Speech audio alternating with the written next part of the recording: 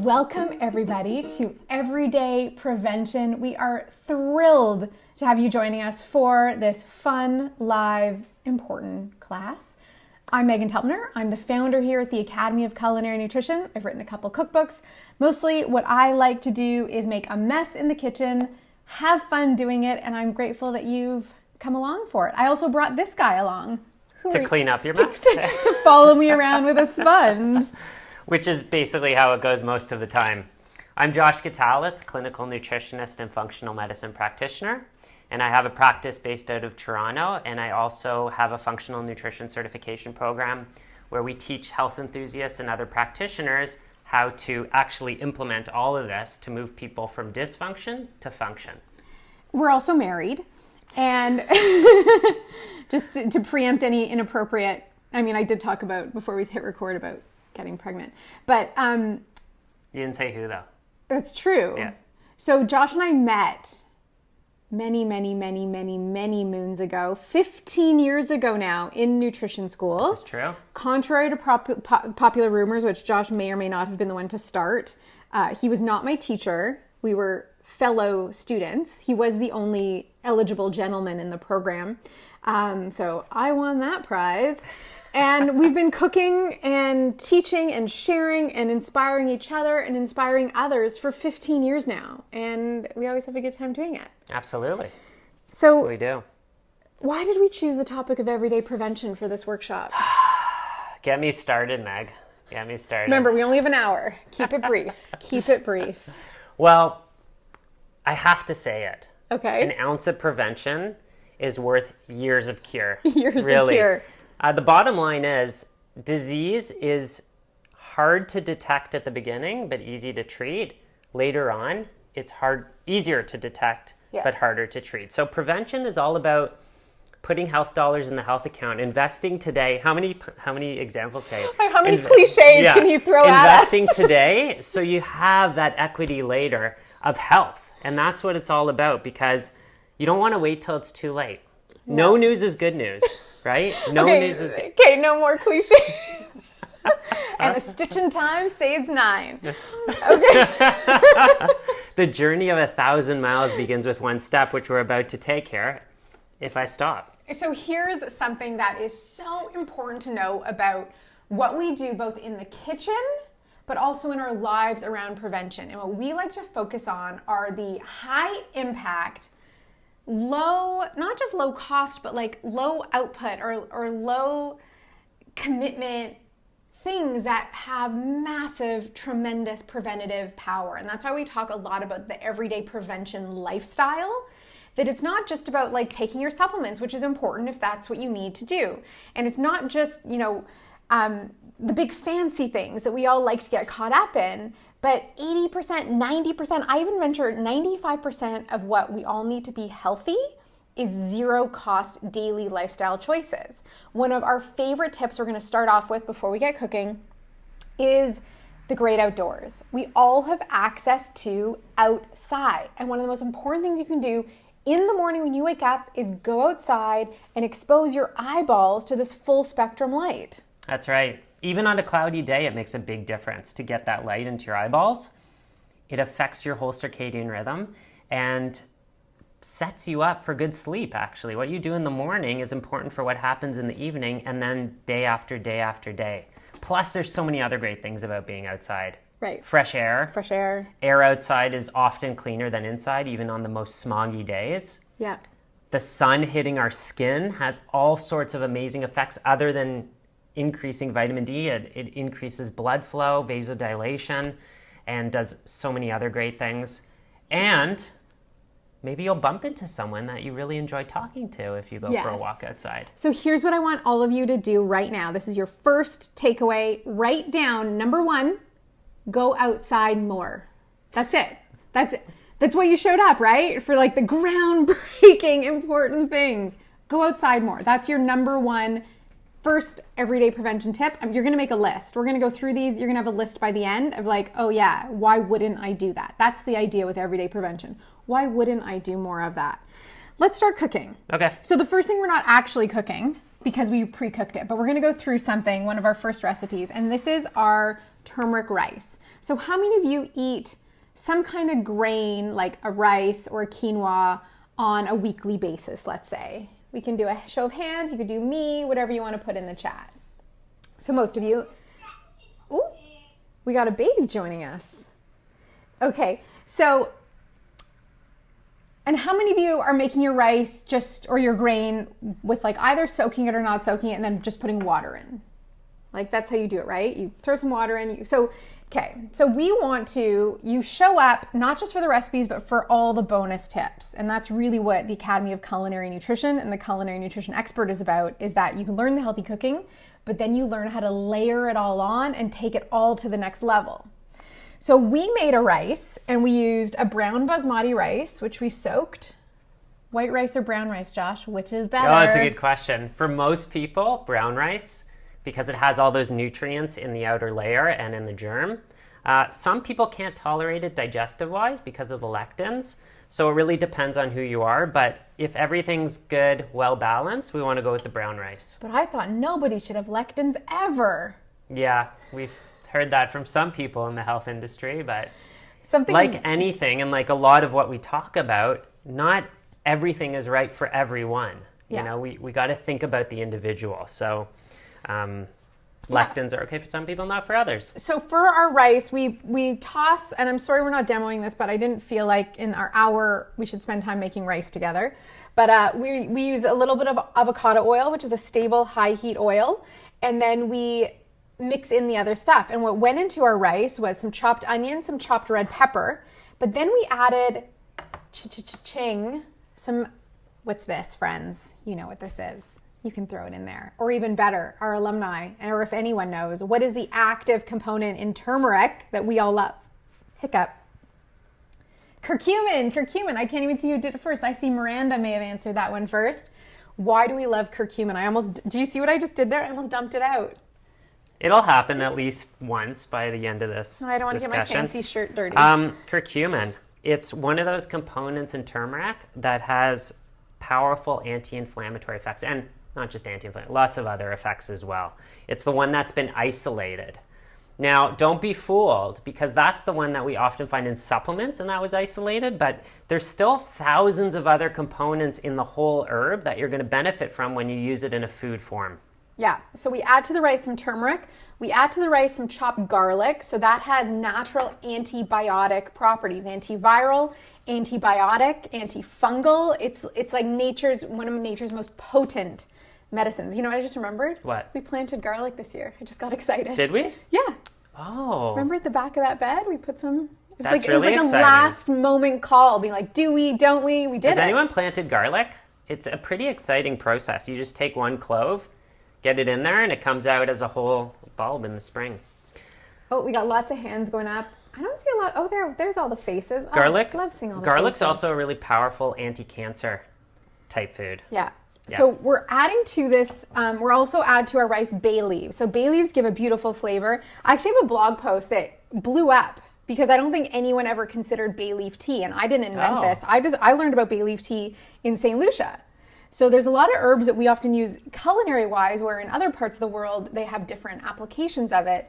And so bay leaf tea, at least where I was at in the Caribbean, I don't know if this is Caribbean-wide, and maybe I'm sure many of you have much more knowledge about this than I do, and maybe some of you are actually there.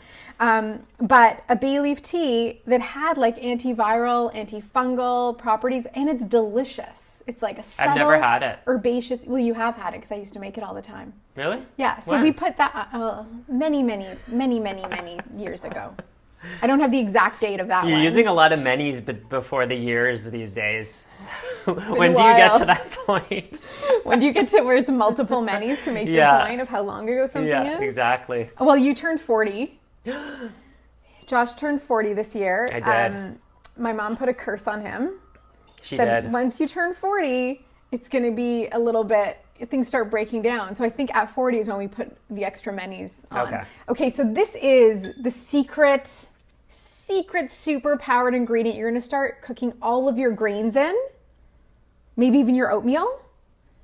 Maybe even, I don't even know what else. Grains, oatmeal.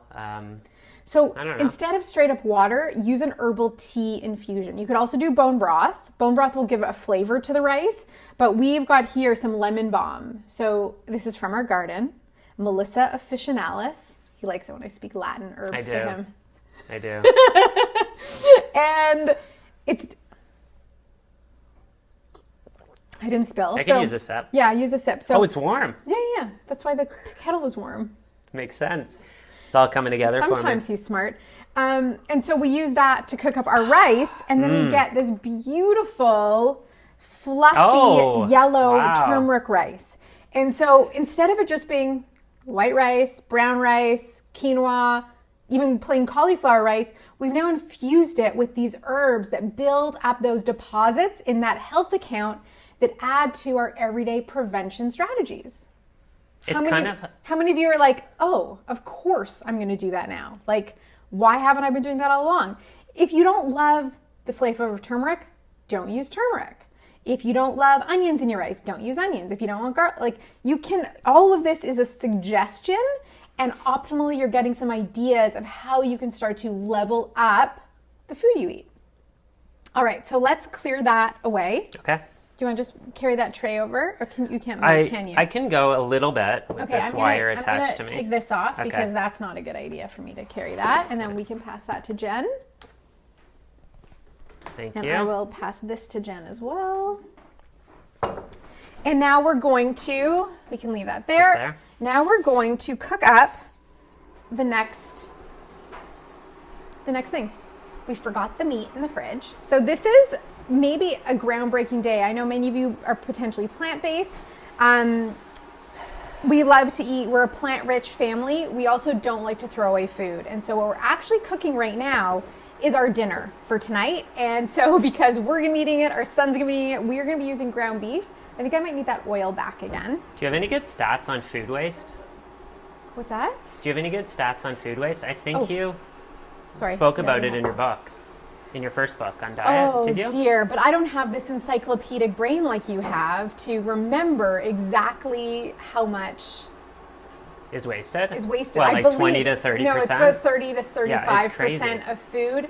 Not just the food waste in the food manufacturing, but actually the amount we throw out. Yeah. So when people talk about healthy food being expensive, what's expensive is wasting 30% of your food investment every week. That's right. Planning makes a big difference. Yeah. We don't plan to fail, we fail to plan.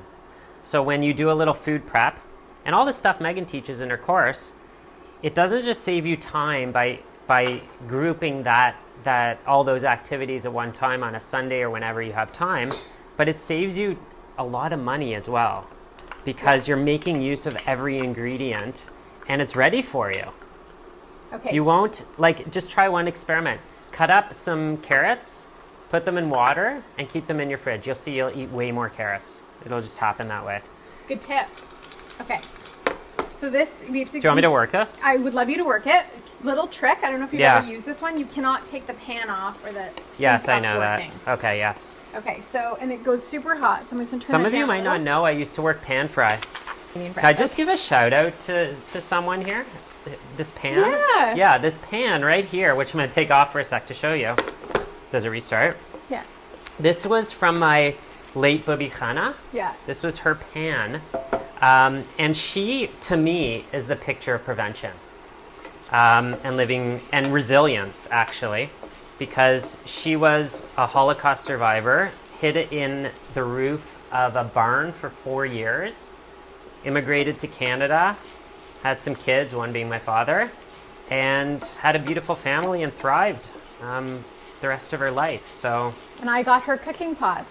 Yeah. And her diamond. Her memory lives on. It was the funniest thing when Josh proposed to me with a, because I was like, I don't want a ring, I don't want any of that, but he had a diamond from his Bubi Khana. And the ring went on my finger and something took over me and I went and made chicken soup and kreplach. Right away. It was like the divine message. Okay, so what we're making right now is Moroccan spiced. So you can do this with beans, you can do this with tempeh, you can do this with tofu, you can do this with lamb, pork, chicken, beef. So we're gonna do it with beef. The next thing we're going to add in here is our spices. Oh gosh, these are beautiful spices. And this is where sort of the inspiration comes from Moroccan cooking, mixing some sweet and savory spices. So we've got cinnamon going in. Cinnamon is a powerful herb. It's a carminative, which helps you pass trapped wind. That's the polite way to say it. What's the impolite way to say it? Fart. Toot? No, well, you said impolite, so I went straight to... toot's better than fart? I think so. Fart's worse, okay, yeah. Now you've just made it way worse. Everyone, please type in your words for... Can't bring you anywhere. Okay, we're also going to put in ground coriander. So these are the seeds. If you grow cilantro, in North America we call it cilantro.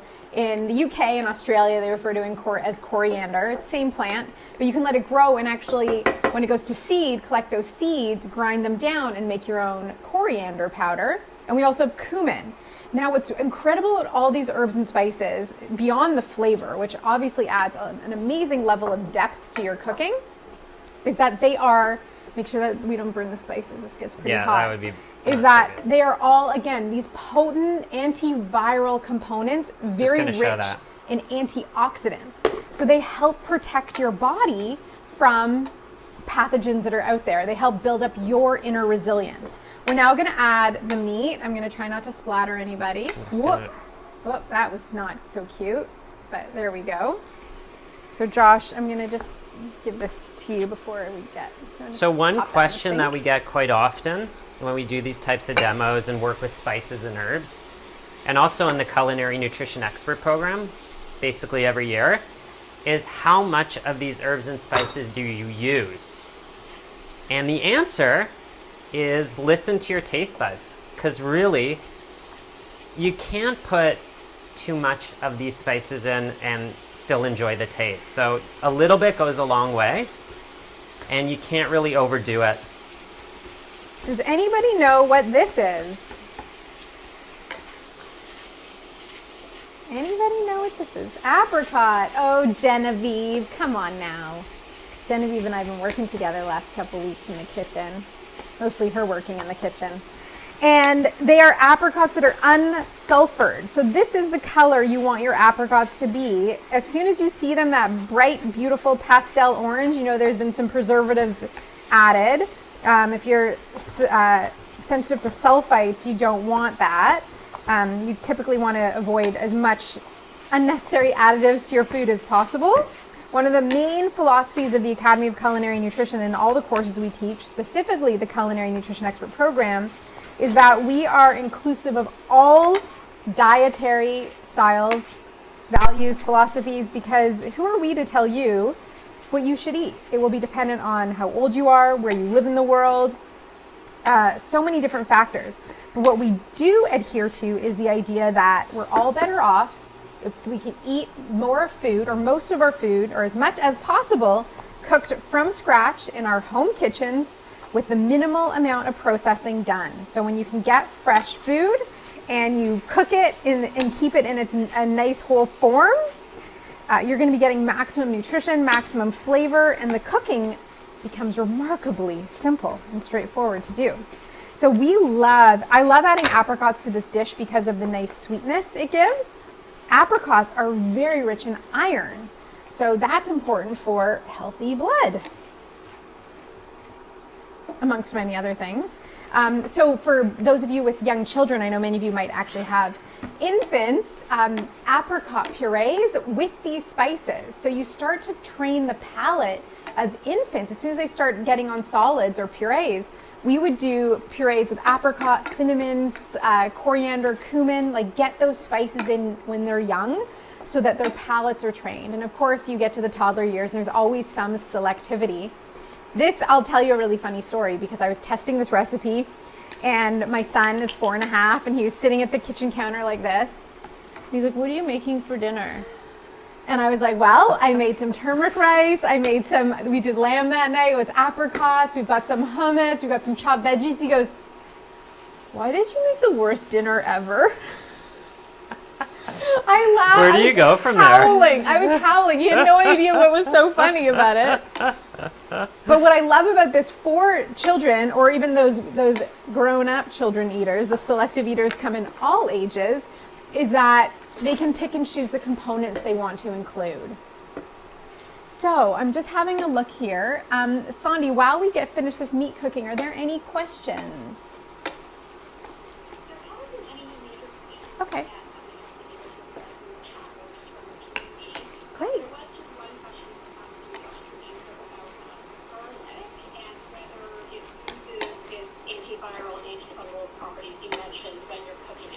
Okay, great question. Can you answer that while you're cooking? You bet I can. So when it comes to garlic, we're almost done here. Yeah, that's great. We're right on time. If you crush it, that actually activates a lot of the medicinal components in it.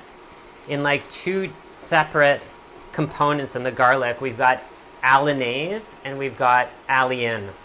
And when you mix those juices, alliinase is an enzyme and it activates the alliin to make alliinase, and that's where the magic is. So if you crush it and let it sit for about 10 minutes, it gets to its highest level. Once you start cooking that, it's going to destroy it, okay?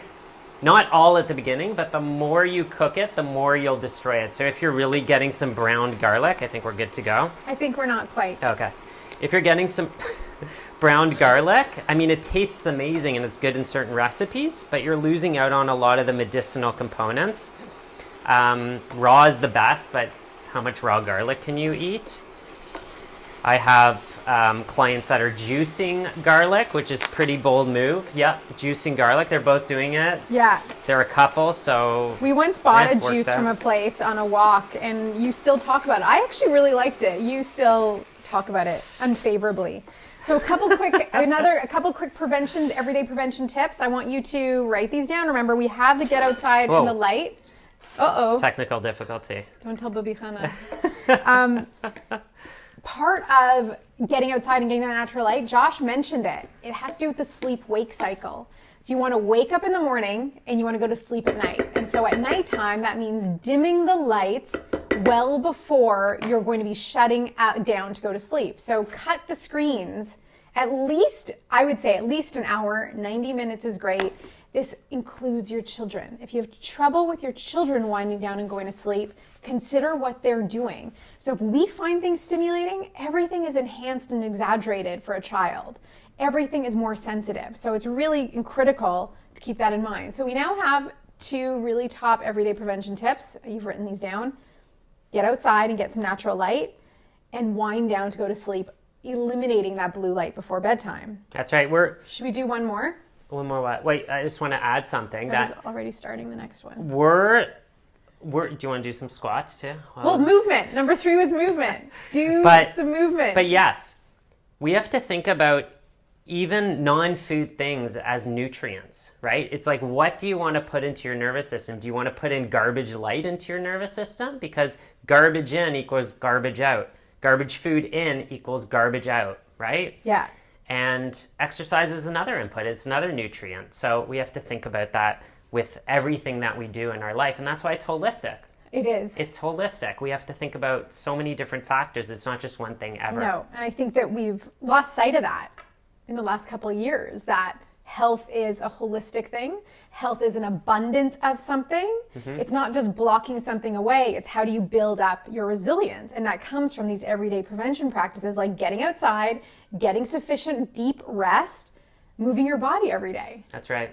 At least 20 minutes a day. So if you think about it, you can actually do both of those at once. You get out in the morning and go for a walk. And if you are working from home, walk around your block a couple times. If you take public transit, get off the stop early and walk a couple blocks. That's an interesting point too, because there's been some research done, and basically, as you move more, it doesn't matter what you do, all-cause mortality goes down.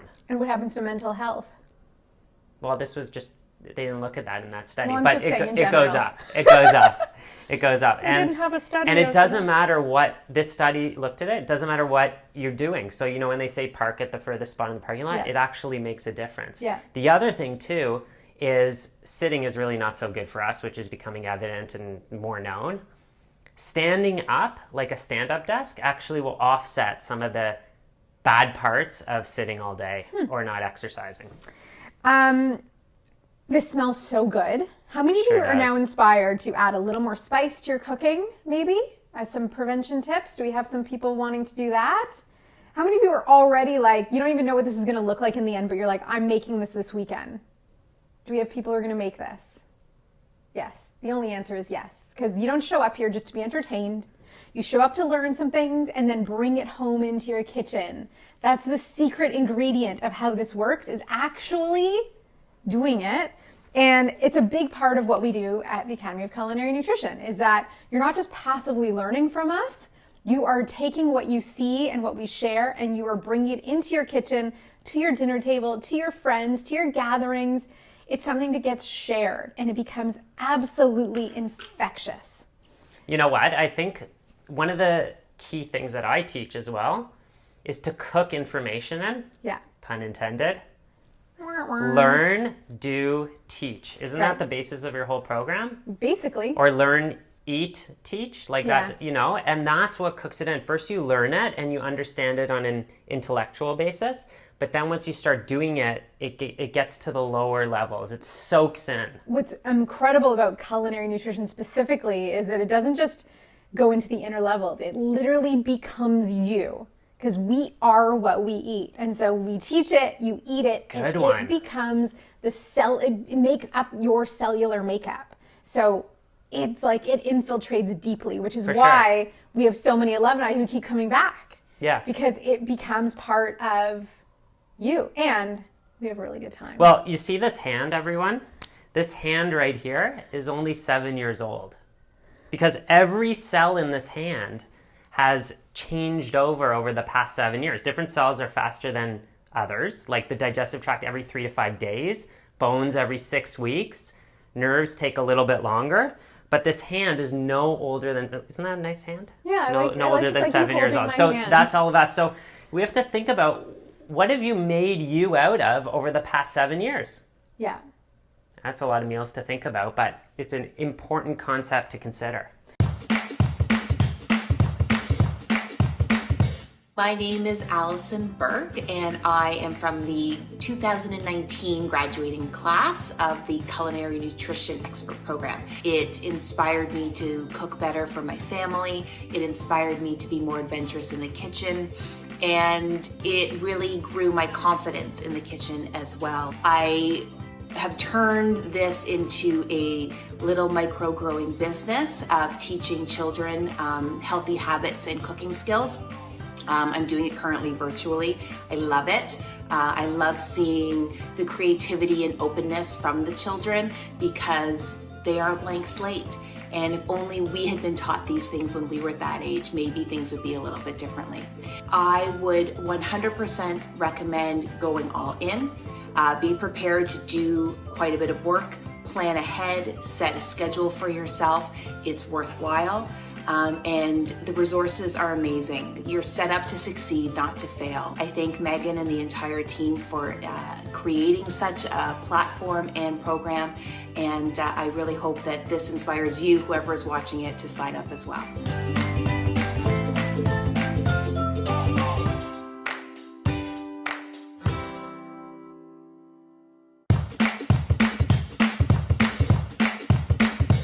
My name is Michelle Marshall. I live in Newmarket, Ontario, Canada, and I'm a graduate of the Culinary Nutrition Expert Program, class of 2018. I have about 25 years experience in the food industry doing various things, and just the possibility of being able to use food to help to nourish my family and my friends was very important to me. I'm a mom of 5 and I was working full-time, and I couldn't do something that was full-time for years. So this program was perfect. It was 14 weeks long, but it was an intensive 14 weeks. But it also gave me a lot of useful skills in the kitchen, and learning how to substitute different ingredients to make foods more health supportive. I was a little bit nervous, which is probably very normal, but it was really incredible to see my friends and family enjoying the food as well as the information I was able to share with them about healthier eating. Megan was an incredible instructor. She was so much fun to watch and very engaging, and kept the information and the learning of it very relevant and interesting as well. So it was no problem watching the videos, and it was actually a lot of fun. But it's so important and very necessary in these times to be able to understand the importance of the foods that we put in our bodies.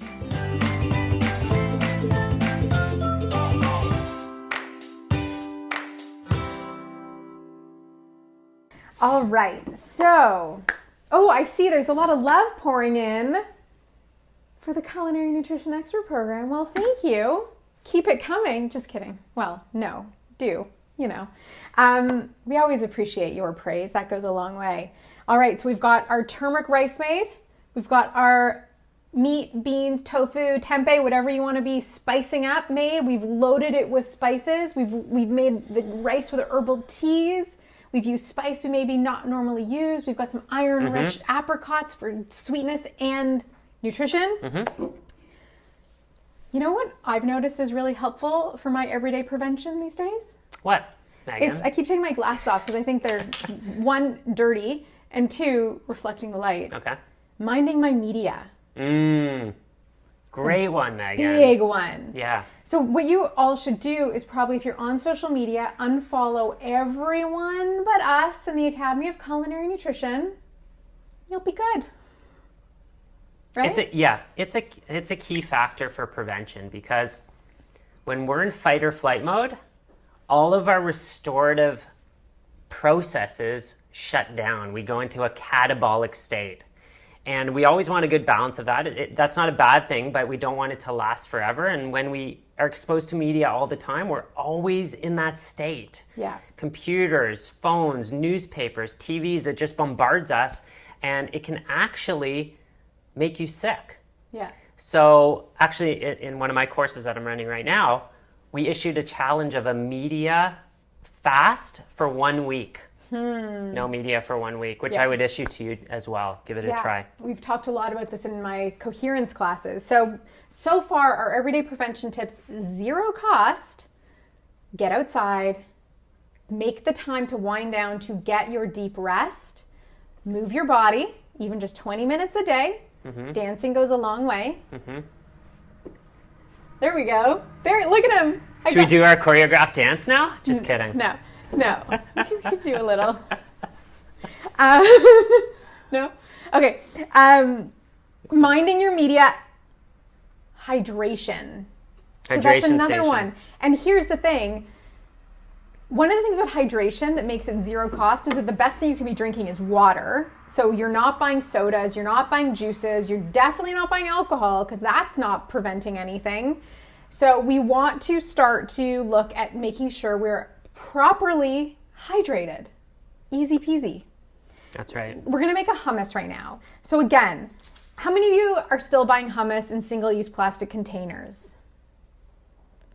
Come on. Be honest. Okay. We got some. Oh, we got never, me, sometime. We've got they're like this. Because you're asking the question, obviously. Yeah. Right? What if we just commit to that? Like, what if the one thing you take away from this class is that you're done. You're done with the single-use hummus. Because 1, they taste not so great. It's true. 2, you end up getting them with all these subpar ingredients where you could be leveling it up. So you're missing out on an opportunity for power packing the nutrition. That's a new one. We could do this. Power packing the nutrition. That's a better one. Instead of punching me in the gut. Okay, let's do it. Okay, we can. 1, 2, 3. Power packing the nutrition. Okay, so I'm using cannellini beans. When was the last time you ate cannellini beans? Everyone eats chickpeas. Chickpeas get all the fun and fame. So I have cannellini beans that I soaked, boiled with a bit of seaweed, and then the seaweed just kind of disintegrated, so it's going in there too. So now we have extra mineral power going into our thing, into our hummus. And we also saved on the can, right? We didn't use a canned bean. So we got the dry beans soaked. So now we've just saved a dramatic amount of money as well, because we're not buying the canned beans and we're not buying the single-use plastic container hummus. The hummus is optimally not plastic. Now we're gonna power pack this. So we're gonna add, you could do a 1/4 cup of olive oil, 1/4 cup of avocado oil, 1/4 cup of flax oil. This is a great time to add flax oil in, because we sometimes don't get enough. And flax oil has those powerful omega-3s that are good for the noodle in the nervous system. So in my recipe, I said to do 1/4 cup of tahini. We're gonna just do whole sesame seeds because my blender can take it. Oh, fancy. Josh? Yes, Megan? What if someone is worried about calcium because they don't have dairy or milk? Well, sesame seeds are loaded with calcium.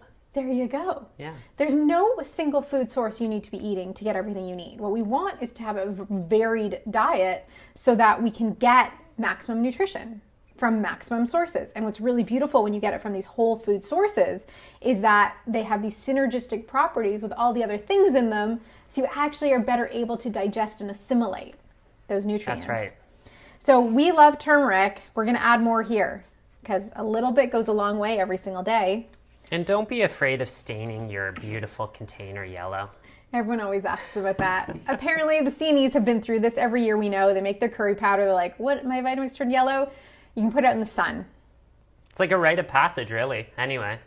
So wait, so the sun can do many, many things, can't it? It can. Wonderful disinfectant. I'm adding water. We may need a little bit more, but here's also an opportunity where you can add an herbal tea if you wanted to your hummus. Now we're gonna power pack it with some lightly steamed carrots. So at the bottom of the hummus recipe, I give you the next level option to make it a carotene powered. So you can do steamed carrots, sweet potato, squash. It's a great thing to do if you have leftover, like if you're making baked sweet potatoes, let's say, or you're making some roasted squash. You can reserve about a 1/2 cup and add that to your hummus. For some reason, our son likes orange hummus better than white hummus. It's just something he's decided. It doesn't really impact the flavor in any way. It makes it a little bit sweeter, I guess. But so you want to start adding those extra things. We're putting in a little bit of sea salt. And then lemon comes from lemons, not from little plastic containers that look like lemons. Lemons are obviously a wonderful source of vitamin C.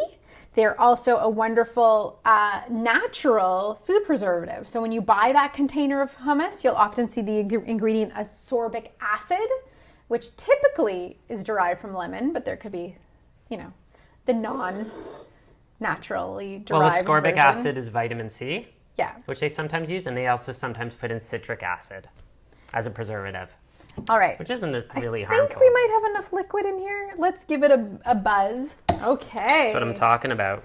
So Cassandra asked about using the liquid that you cooked it with. Now, I'm not a fan of that liquid. There's a lot of anti-nutrients that you probably don't want to consume. And I have a whole blog post about aquafaba, which didn't know that would be controversial, but you never know what will be controversial. So in vegan baking, they often use aquafaba to make like a whipped cream. Yeah, dish that out. But I typically recommend after you've boiled, you soak your beans, boil them, rinse them really, really well. But I don't typically consume that liquid. So that looks like a beautiful cannellini bean hummus. And you can do this with black beans, you can do this with the zucchini beans, you can do this with whatever kind of beans you want to be using. So do you want to just move that stuff off to the side for a moment, and we're done with the blender. And we're now going to plate this up. While we do, we're going to talk about one of the key everyday prevention strategies. We forgot to add the salt to this, so I'm just going to dump that in. I like how you dumped it in one specific spot. Come on, man. Instead of the spread. Come on, you know man. me and my salting, right? I should have I'm very let you passionate salt about it. it. Pardon? Josh does salt no matter what he's salting, whether it's like a slice of cucumber for our son or a whole meal. Josh is like, You got to get right down with the salt. but you go way up with the salt. Yeah, but my head is down with the salt, I guess. You go up to get down. You got to get up to get down. Got to get up to get down. That's got to be a song, right? It is a song. What's the song? It'll come to me. Gotta get up to get down. Okay, so we now have made, look at that, my friends. And this truly, truly is a 20-minute meal, which is really wonderful. The rice might take a little bit longer to cook, but in terms of active time, so this is one we regularly do after school because we also often have hummus already made. So we have a dip or a hummus ready made. The meat is super quick, or beans or tofu or whatever you're cooking up. You have the rice. I'm gonna grab the accoutrement. We've got some chopped tomato. I'm using cilantro today. Josh is not a cilantro man. How old are you? 40, you already told them. Ay, volta Shane. Okay, so here's your notes. There's cilantro lovers and there's cilantro haters. There are, that is true. I'm a hater, sort of. Yeah, I'll let You're you a talk. lover, not a hater. Okay. Avoiding sugar. We have not talked about sugar yet. We haven't, because everything in culinary nutrition, functional nutrition, is about two things. One, what do you take out, and what do you put in? So we have to take out the sugar, the processed sugar. It's just empty calories, which is literally the opposite of what we're doing here. Here we're trying to pack in as much nutrition as we can. That is just filler, and unfortunately it's in like so many processed foods. So we got to get that out because that's a Franken food. Yeah. And we don't want to turn into Frankenstein. So, yeah. And it's incredible how this everyday prevention just starts to become an effortless lifestyle. Yeah. And that's where we talk about a preventative lifestyle where there's no deprivation, there's no hardship around it. It's not costly. It's just being smart. It's being intelligent. And what's incredible, and you know, it's interesting because we get interesting comments sometimes and interesting emails, but this idea that doing this is like you're suffering now for some future version of yourself. But the reality is that if you can wake up in the morning feeling rested, eat delicious, beautiful food, get some fresh air, move your body, and be grateful for whatever movement your body permits you to do, watch joyful things if you're going to consume media, have joyful conversations, spiral things up, get good rest, there's no deprivation at all. It's abundance on abundance on abundance. And it's that, what do you call it? The force multiplier. All these things add up to be just like, why would I want to do it any other way? It just doesn't make sense. It doesn't. No. It becomes a lifestyle. You know, the word diet comes from the Latin word dieta, which is a way of life. It actually doesn't have much to do with food, unless you're doing the Culinary Nutrition Expert program. But it really is a way of life. And when you do this stuff and you repeat it, it becomes a habit. And when something's a habit, it means you don't have to put forth the mental effort to keep it going. It's just part of your lifestyle. All right, so we are going to dish this up.